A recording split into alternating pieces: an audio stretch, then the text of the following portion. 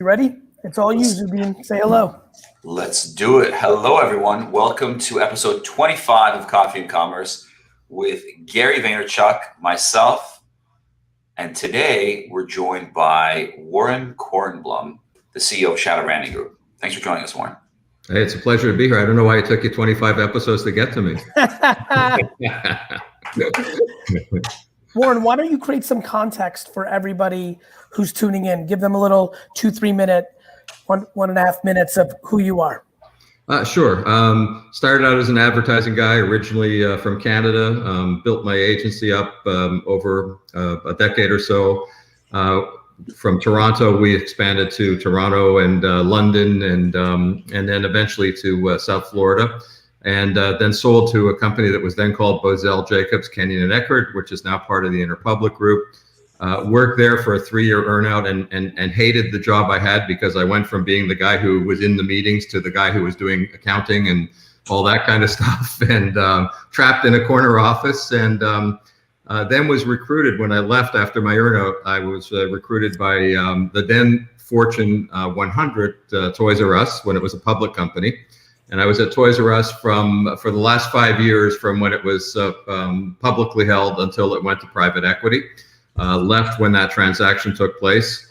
And then through a whole other circuitous route, also wound up at Rooms To Go as a strategist and chief marketing officer. And then at Serta Simmons Bedding. And today what I'm doing is board work and advising companies, both legacy brands as well as startups. So legacy brands on how to defend and startups on how to attack. It's kind of a really cool perspective to have. Yeah, I actually live a little bit of that life as well, and I think it is a fun way. You get to see kind of both sides of the equation, which gives you clarity, which allows you to kind of help. Zubin, take us away. Warren, really appreciate the background.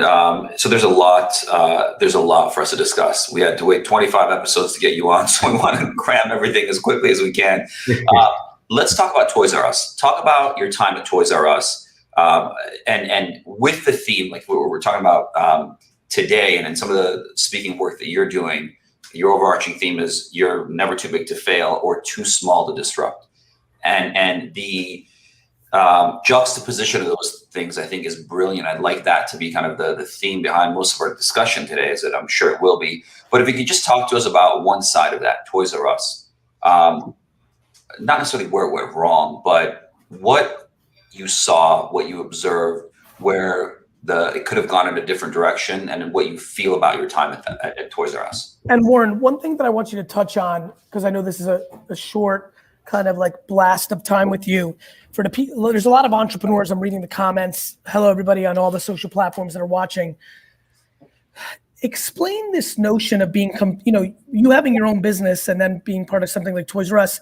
When I hear your origin story, you were playing the long game, so you were making long decisions. Yep. Then you get into this environment where you have to make short decisions. I'd love to tap into your brain on something that you wanted to do in your soul, right, Warren, that you knew because you knew how to do things. You did it before, but you couldn't do because of the construct of the game you were playing at Toys R Us. And I think that will teach people why big companies do certain things that don't make sense, or may help somebody make a decision today that may come out to a different kind of outcome. Sure, and I think that's a really great perspective. I guess that if I look at the frustration, I was actually the first time that they had brought in a quote chief marketing officer, and it was also the first time I had ever been a client in my life because I had always been on the service side. And I think, I remember a couple of really quick ones. One is I remember the first day that I was on the executive committee at Toys R Us, and I remember walking into the boardroom for the first time. And I'm a marketing guy like we all are. And I said, okay, so it's not rocket science. My customer, my target is mom with kids. I mean, and she was really a second generation Toys R Us kid. So the assumption was that everything about Toys R Us, forget about reality, perception was, what a cool store. It's where I get toys. It's where I grew up. And I remember walking into that boardroom and I said, okay, so my target's mom with kids, and the entire room was filled with guys with ties. And I said to myself, okay, well, this is a bit of a problem. And you know, we all know as great marketing people, what you have to do is you have to get out of your own skin and get into the skin of the person you're trying to talk to or the people you're trying to talk to.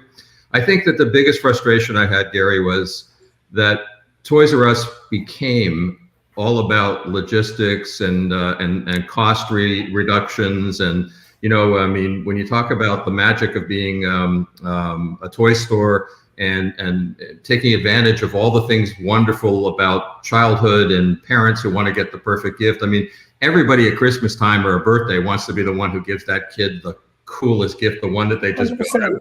And, you know, I think that's what Toys R Us would be. The thing I really loved about my time there was the opportunity to be a part of the team that built the Times Square store. Because that was cool. Toys R Us should have been about not the fact that it was, you know, 100,000 square feet, but that it was about just you could just see when kids went in there, they were captivated by it. The experience. Yeah, 100%. So I think Toys R Us lost sight of its consumer, and it became about running this big.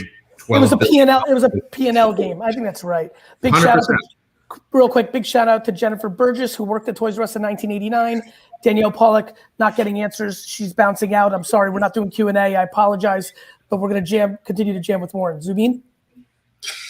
Warren, you bring up the experience, and to shift gears for a moment, I think everything we've been hearing about retail, anybody that talks about retail at all talks about how retail needs to shift into an experience and not a transaction, because we get enough transaction online.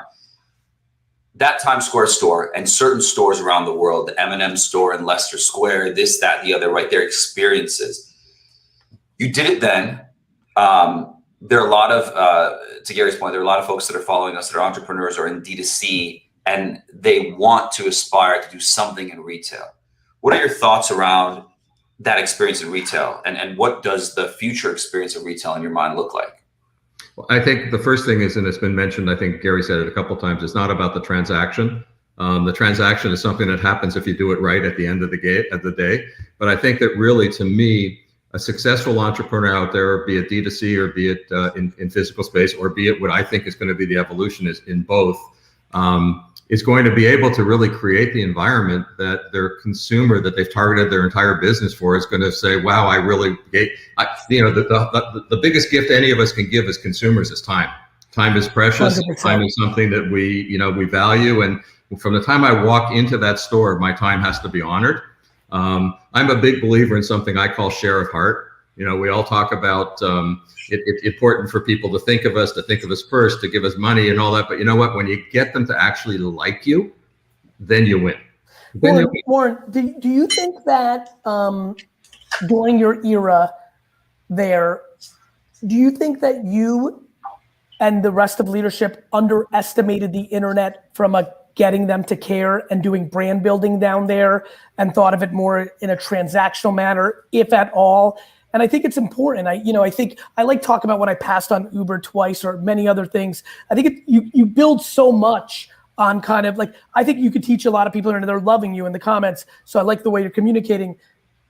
You know, I think about those years. Toys R Us is one of my favorite brands of all time. Me too. So I'm a Jersey kid, you know, like even when Lionel Kitty City was coming up in the 80s, I was like mad at the kangaroo. I'm like, no, Jeffrey's my guy. That was when my family made it. Like being able to buy something at Toys R Us was like a 7-year journey for me until like we could afford it instead of like some sort of shut, and so I'm just very curious. Like I feel like a lot of people, I'd love to actually leave it at that question. Going back, your organization's relationship with the internet, underestimated it, misunderstood it, mistreated it, afterthought, help me. Missed the boat entirely would be the answer I would give you. One of the reasons that I actually was recruited to go to Toys R Us was, and you'll probably remember, a lot of the younger audience won't, but there was this first wave of e-commerce that took place around 2000. I remember Toys R Us doing the deal with Amazon. Well, yeah, and also there was a brand called eToys that had was a year old, had I think $50 million in total revenues. Toys R Us, 50 years old, so a year 50. 12 billion versus 50 million. And eToys had a market cap greater than Toys R Us. I think there was a lot of bad math in those days, but our e-commerce was awful. And I'll tell you, Gary, I was asked to consider coming back into Toys R Us in the next generation of it. And to me, I said that the biggest thing is you almost have to, physical stores have to almost be second to getting a really magical Disney-ish website going. And I think it was absolute, aside from carrying too much debt load, it was the absolute death knell of Toys R Us was never, ever, ever figuring out e-commerce. And not even so much e-commerce is a bad way to put it. It was bringing the brand to life online and really creating an amazing place for kids. I think the thing that you said, and I want to get this in because so many entrepreneurs listen to this show, Zubin, that are early, and I'm always trying to make that connective tissue to them because they can't necessarily relate to the level that Warren played at, where it's a different place. What Warren's saying to a lot of you, and I could tell by the way he's saying it, him and I are brothers, and I'm excited to build our relationship offline, is at some point Toys R Us became how much money will we make this year obsessed, not what the heck is going on with the customer, what do they want. And the second that transformation happened, it was game fucking over. A lot of you right now are in year 2 of making $800,000 from making $30,000 in year 1, and you're thinking about the house and the boat and the Rolex that you're gonna buy instead of feeding your business. The small company version of what Warren and Zubin are talking about right now is taking too much money off the table to buy a BMW instead of pouring it back into your business. I built my dad's business very aggressively because I didn't take any money off the table. I was pouring it back into the machine, which allowed for bigger economics later for my dad. You see that connection, Warren? Do you agree? You've started a company. Yeah, no, 100%. And I also think that in those days, even as a public company, and I think it can translate down to early stage entrepreneurs too. In the public world, you found out, and companies still do it today, that they manage their business for 2 months the way they think they should manage their business. And the third month of the quarter is getting ready for the analyst call. And you do stuff that just makes no sense whatsoever. You're appeasing Wall Street to make it look like you're doing something they want, that you think they want. Exactly. Meanwhile, that's completely against what the consumer wants. Exactly, and they were basically voting with their dollars. And I think to your point, Gary, even on the young entrepreneur in their first or second year, and you're right about not buying. It's not about so much buying thing, but even as you're looking to what do I do with this business, you're absolutely right. It's invest in the business, and most importantly, invest in the business's ability to relate to their customers. I want to touch on something you mentioned there. Bit of a tangent, but I think it's really important for the audience, especially those, which is basically everybody here, that follows Gary. Oftentimes people are wondering, like, what is Gary like in a boardroom? What is Gary like in these meetings? And you hit on a really important point, because this is a constant conversation that we have, which is, okay, we have got this target to hit, that target to hit, et cetera, this quarter. I think the critical thing here, and this is an aspirational thing for everyone that's listening, is we'll go in, somebody will say something. Most people, 99.9% of people, will within that paradigm go, okay, this is a problem that I have to now solve. How do I solve this problem? The difference between that and Gary is Gary will be like, okay, how do I flip this on its head? How do I figure out how to change that problem completely so that we can get the result we want? So that influence, I think, is really important, and to understand that you can look at problems now. Again, most of us don't have that leverage, don't have that ability, but to be able to think that way and understand that ultimately there are reasons, and they could be illogical reasons why a lot of these decisions are made, but to have the ability to push back and get to that point where you're able to course correct without having to stay within the confines of the problem is really interesting. Well, in today's world, safe sucks. It just does. I mean, it's dangerous. If you play it down the middle, you're going to get hit with the ball at some point. Safe is no longer safe. It's not, because the reality is that the consumer's options and the speed of innovation make it a vulnerability. Absolutely, 100%. I mean, look, again, because I think we're doing a lot of relating to a lot of the audience that's watching. When influencers didn't what's going on Instagram right now is organic reach is really getting affected. Yes. And so 2 years ago, when I'm like, go on TikTok, they're like, I'm crushing over here. My ego doesn't allow me to start at zero again. They thought they were playing it safe. Now they're in trouble. You just see it everywhere. Yeah. And I think sometimes you overdo it, right? You play the hand too much. And at some point when you do that, you start, with those examples, at some point you start to almost become redundant. And then and when you get into that trend thing on information and influencers, if there's not the credibility, then people will stop listening. Right. And, so, the other thing that happens, and I see this in the music industry and Hollywood and in advertising, one of the things, I would argue the single biggest reason that I am Gary Vee is because I still want my ear to the ground of my craft. Warren, I compete against executives in Adland, as you know better than most, that aren't actual content producers, aren't actually running ads, aren't actually looking for business results. I am meta to what I do. I'm a practitioner of my craft more than the people that even work for me, the most progressive company. Yeah. I think that people lose their ear to the ground. What got them there is, I say this to a lot of people, and it's been really hitting for some of my friends. I'm like, Gary, and I'm like, my friend, what got you here is the thing that will get you to the next place. And you were convinced by somebody, not yourself, that it was something else. Right. I'm tripling down on what got me here. I'm getting more dirty, more in the trenches, more engaging, more content, this kind of content, that kind of content. Like I'm tripling down on the dirt, and people are so quick to enjoy the fruits of the penthouse. They lose their sensibility, flavor, taste, strategy, context, and ability in the fucking game, Warren. Yeah, no, I agree with you. It's sort of, Gary, I 100% agree with you. And it's almost like going back to your original question about what frustrated me the most about Toys R Us, because Toys R Us lost its way, forgot who it was, forgot why it was there. It wasn't about cubic feet of warehouse and all that shit. It was about getting, being the biggest selection and making kids happy and making parents and uncles and aunts and friends feel really cool for having been able to do it. So it was about satisfying customer need and understanding it. And it was not about what it became. Yeah. You're absolutely right. It completely lost sight of the magic of being Toys R Us, what you and I remember as kids. 100%. Don't count me out, even though I was in the clearance aisle the whole time. I was there as well. I love the $1's a dollar, buddy. I have the brand association, the feeling, the emotion behind that. I think all of us can, certainly relate to. Let's talk about customers for a moment and lean in there. You mentioned you're never too big to fail or too small to disrupt, right? But if you're not too small to disrupt, what is at the core of failure or disruption? And how do those folks listening in, and frankly, any company, because again, you're probably not too big to disrupt either, but what is it? How do you disrupt? I think what you do is, first of all, it 100% starts with the consumer in the middle of it, and understanding it's not all consumers aren't created equal, for sure.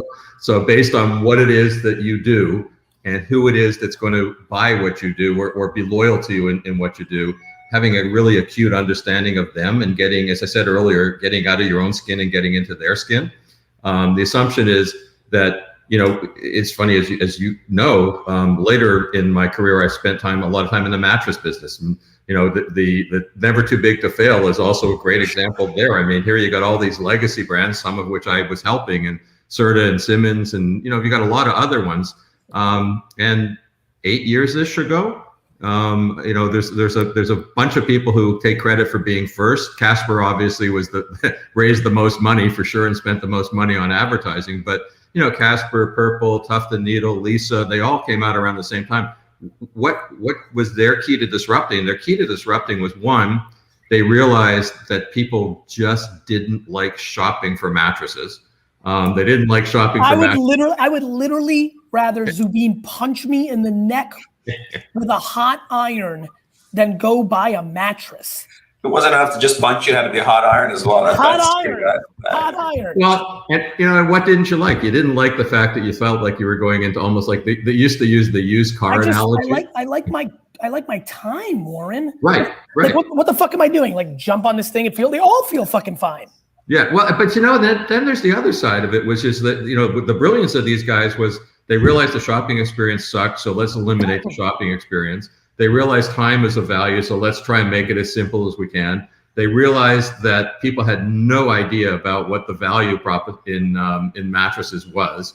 And there, I think that the industry, the legacy people in the industry, including me, did an awful job of communicating what's the difference between a $3,000 Tempur-Pedic and a $9.99 Casper. There is a difference. I promise you there's a difference. But it got obfuscated. It just got thrown out because the marketing was so spot on by the disruptors.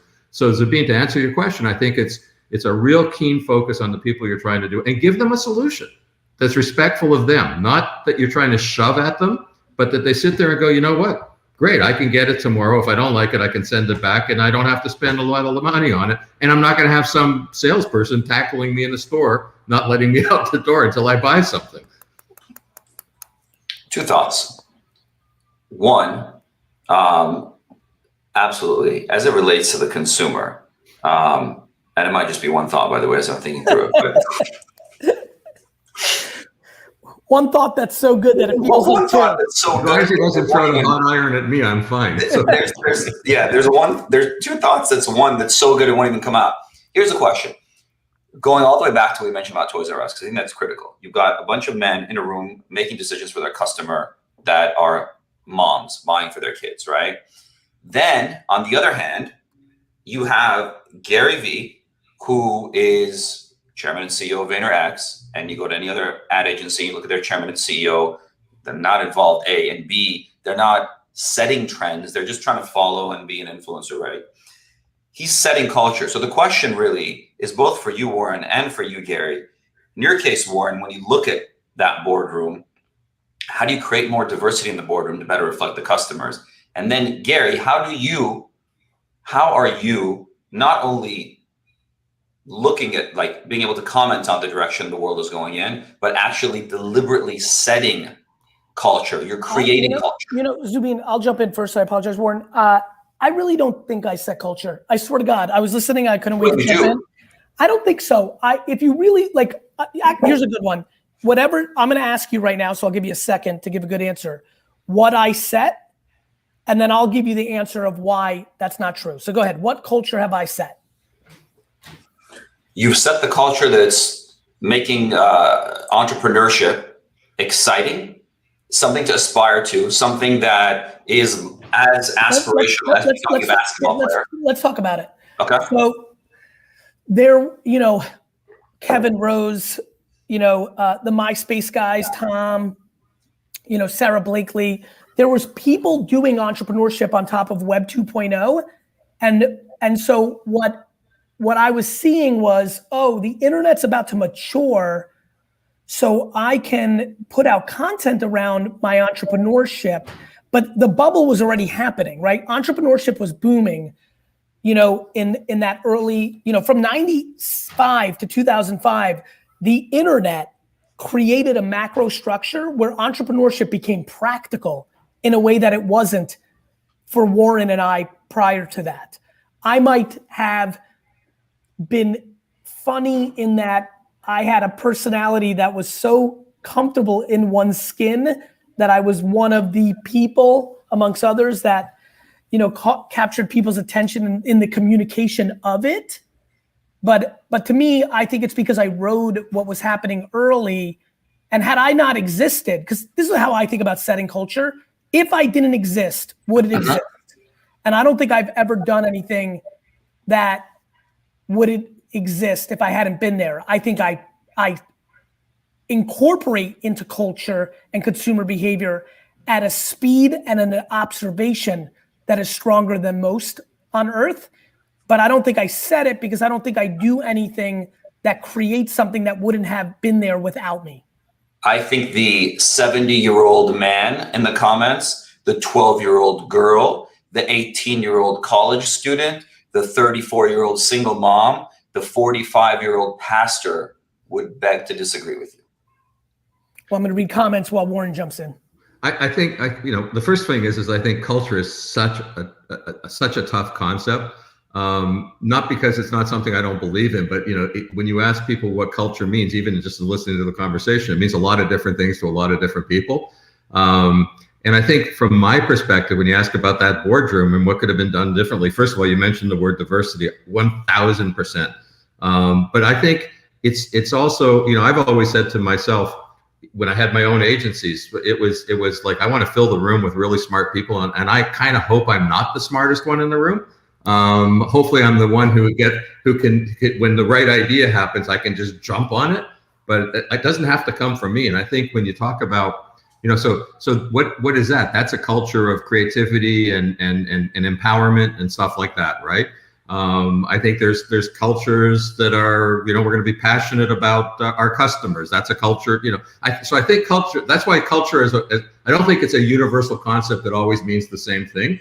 I think in the right environment, but what leadership does, which is probably where you're talking, Zubin, about Yes. Gary, is he sets the vision, is passionate about it, takes no hostages, and is prepared to do it himself and fall on the sword for it. But he, it's clear, it's concise, and you know what it is. Absolutely. And the point that I'm perhaps trying to make here, as I'm trying to figure this out, is it's not just that he's prepared to, it's that he enjoys it, he loves it, and he loves being part of that process. 100%. And then look at that point from the poor investor. You know what's crazy? You know what's crazy about that? And as you just said, and I'm reading the comments, I appreciate the kind words and the observations.